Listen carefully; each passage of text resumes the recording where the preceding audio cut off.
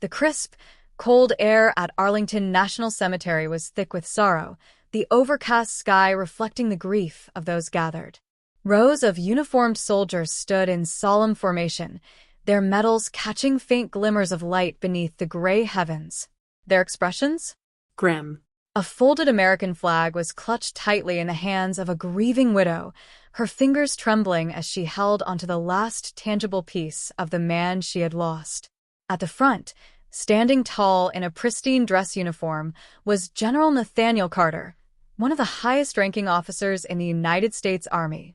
His posture was rigid, his face unreadable behind dark aviators. The contrast between his deep brown skin and the stark white of his gloves was striking. He had seen battle, commanded thousands, and witnessed the loss of soldiers under his leadership. But today? Today was different. This was personal. The man being laid to rest, Major William Daniels, had been more than just a soldier. He was a brother in arms, a friend, a man Carter had mentored from his early days as a fresh recruit to the moment he became a decorated officer. And now, he was gone, taken by an IED in the heart of a foreign desert. The ceremony was coming to an end.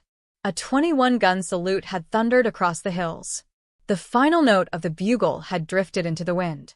All that remained was the last farewell. Carter took a sharp breath, steadying himself as he prepared to step forward and pay his respects. And then, a sharp, commanding voice shattered the silence. "Get down.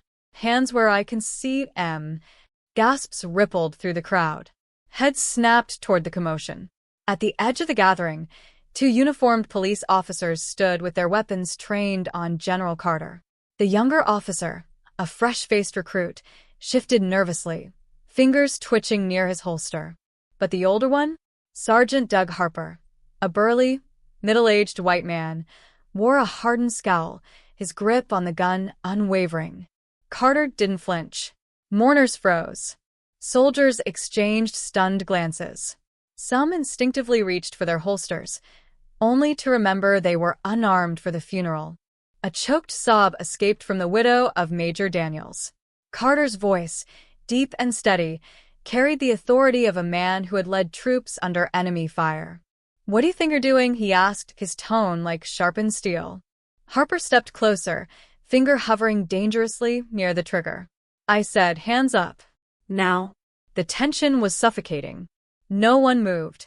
The only sounds were the rustling of leaves, the distant creak of shifting boots against damp grass. Nathaniel Carter, four-star general, combat veteran, war hero, stood motionless. His expression didn't waver. He had faced far worse than this. But the sheer audacity in Harper's eyes? That was something else. "You're making a mistake," Carter stated, voice firm but controlled. Harper sneered, grip tightening. "Oh yeah? And what mistake is that?" Carter tilted his head slightly, his voice quiet, but carrying an edge that could end careers. But Harper? He wasn't listening. He had no idea who he was dealing with. And he was about to find out the hard way. Gasps rippled through the mourners. The honor guard, composed of high-ranking officers and battle-hardened soldiers, exchanged bewildered glances. Their hands clenched at their sides. This wasn't some ordinary civilian standing before them. This was General Nathaniel Carter, one of the most respected military leaders in the nation. Yet Harper's gun remained fixed on him, as if he were nothing more than a common threat. A slow, heavy silence hung over the cemetery, interrupted only by the whisper of the wind and the distant rumble of thunder. Carter's chest rose and fell steadily, his shoulders squared. He locked eyes with Harper, who was growing red with frustration. "I said, hands up." Harper barked, his voice rising, laced with something deeper than authority. Arrogance. Bias. The belief that his badge gave him absolute power, even if it meant pointing a gun at a highly decorated black general. At a funeral, the younger officer, Bradley, hesitated. His hands hovered near his holster, but unlike Harper, he wasn't so quick to raise his weapon. "Sergeant, I don't think," Bradley stammered, his nervous blue eyes darting between Harper and the crowd of shocked soldiers. But Harper ignored him. He was fixated, obsessed. convinced that Nathaniel Carter was a threat. Carter exhaled slowly. 3 wars, countless missions, assassination attempts, bombings, firefights in the most hostile corners of the world. Yet here he stood, on American soil, at the funeral of a fallen soldier, being treated like an enemy. Not because of what he had done, but because of the color of his skin. The officers and soldiers around him weren't just witnesses. They were stunned spectators to something that should have been impossible. They had served under Carter, heard his speeches, followed his commands. Some even owed their lives to his leadership. And yet, none of that seemed to matter to Harper. Finally, Carter spoke. His voice was dangerously calm. "I'll give you one more chance," he said, the weight in his tone enough to send a chill through the air. "Lower your weapon." Harper scoffed. "That's not how this works. I give the orders here." Carter's lips barely moved. "No, Sergeant. You don't." One wrong move, one panicked breath, one twitch of Harper's finger, and an innocent man would be shot. But Carter? He didn't flinch. His battle-hardened face remained unreadable, his body still as stone. Then, at last, he spoke again. "What exactly do you think I did?" The question hung in the air, thick with meaning. Harper sneered, his jaw tightening. "I don't take orders from people like you." His voice dripped with contempt. "This is a military funeral. You're not supposed to be here." The words were laced with unspoken accusations. Carter blinked once. "People like me?" Harper didn't back down. He squared his shoulders, keeping his gun trained on Carter's chest. "You don't belong here. You were acting suspicious. Standing too close to the casket. Whispering something." Carter almost laughed. A prayer. He had whispered a prayer. And yet, to Harper, a black man standing at the front of a funeral could only mean something sinister. The other officers looked on, horrified. But Harper wasn't finished. "I won't say it again. Get on the ground." That was it. The breaking point. Carter's gaze swept over the scene, sharp as a blade. He still hadn't moved, yet somehow, it felt like he was the one in control.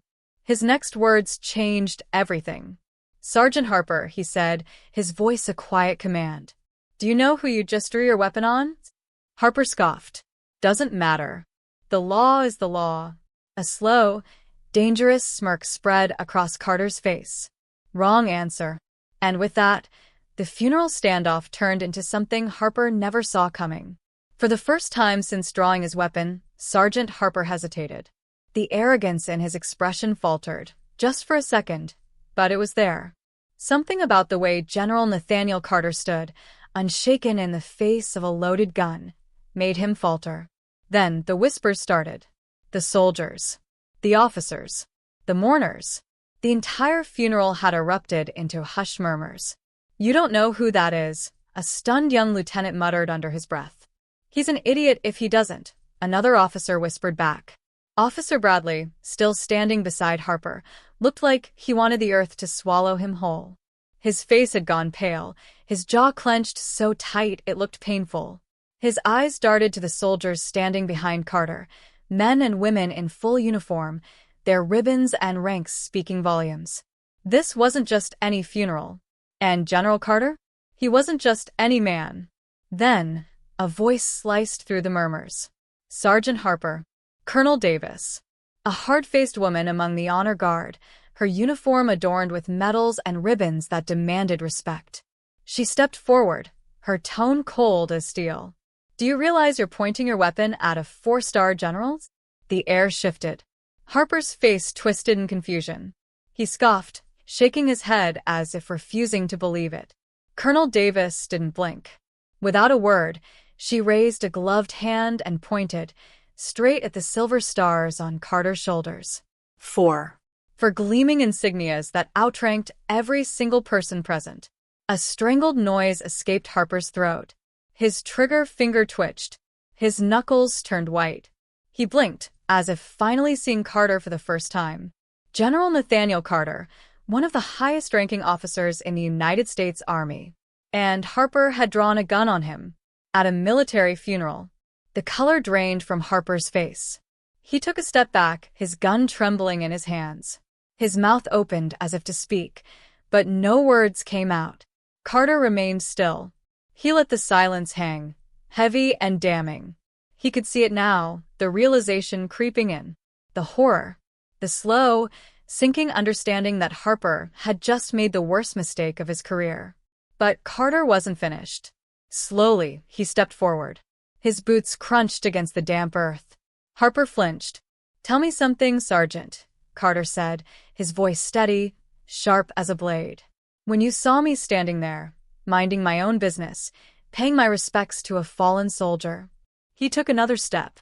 Harper took another step back. "What exactly did you think I was doing?" Harper opened his mouth, then shut it. "I'll answer for you," Carter continued, eyes locked on him. "You thought I didn't belong. You saw my face. You saw my skin. And you decided I was a threat." Harper's jaw tensed. He swallowed hard, lips pressing into a thin, bloodless line. Carter's voice grew colder. "You profiled me. You humiliated me. You drew your weapon at a funeral.